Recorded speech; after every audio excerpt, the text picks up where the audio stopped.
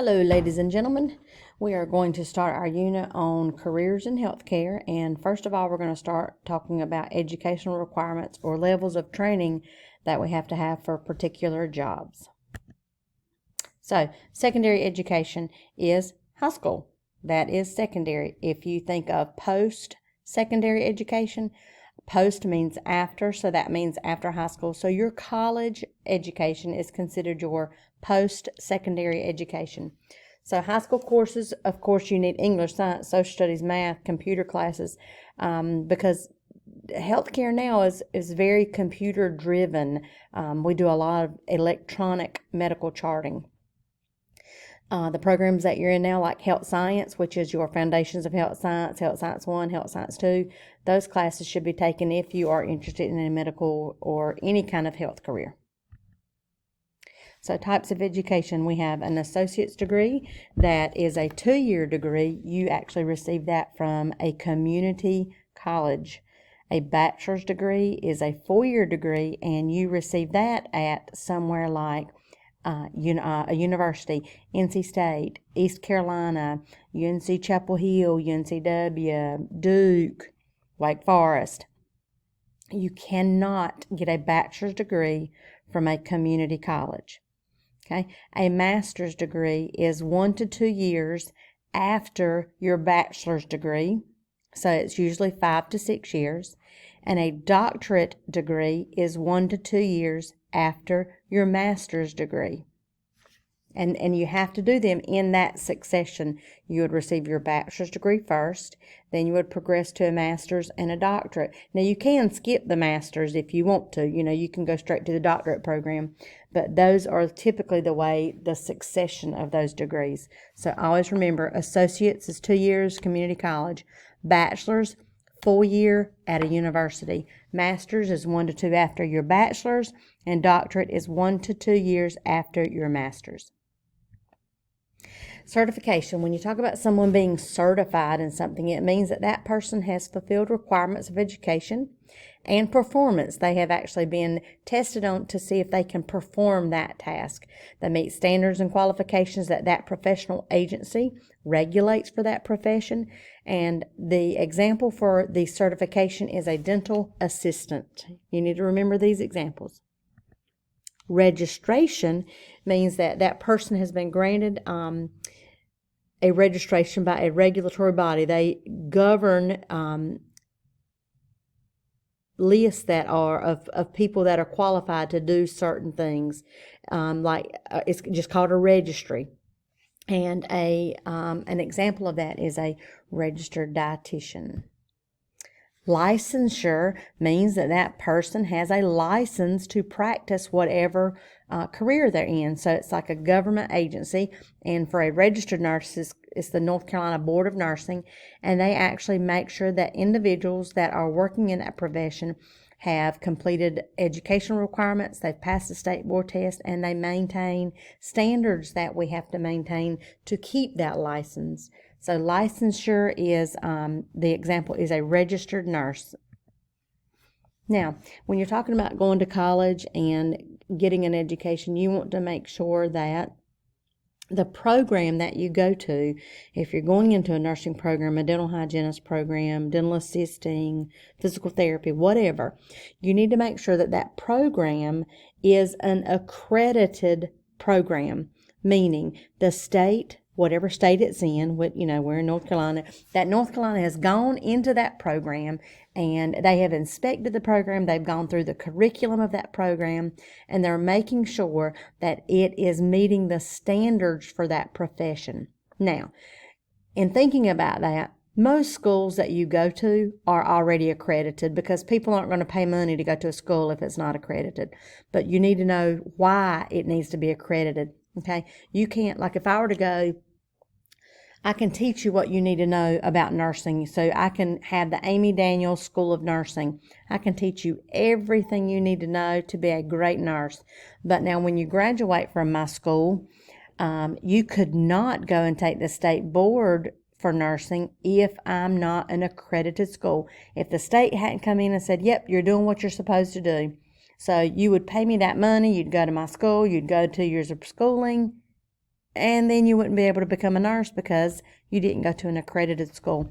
So, like I said, most schools that we know of around here or anywhere in our state, really, they're accredited. Just any ones that you've ever heard of are accredited schools. Continuing education units, or CEUs. So that is just what it says. You are continuing your education. As a nurse, every year I have to have continuing education units, just saying that I have done some extra studying, I've read some articles, I've taken some classes to keep me up to date in the nursing profession. And the CEUs, or continuing education units, are actually required every 2 years for me to renew my nursing license. If I don't have those continuing education units, I cannot renew my nursing license and I can't practice as a nurse. So you have to do that, and it has to be in the area that you work in. So I'm a nurse. My continuing education units have to be in nursing. They can't be in pharmacy. Even if I'm interested in learning something about pharmacy, it's not in my area that I'm licensed in, so it wouldn't count, okay? So make sure that you're aware that you're doing your continuing education hours in your area and that you're getting the correct amount each year. And remember now, continuing education units are required to renew my license. It's not to get a better paying job or anything like that. I have to have them to renew my license.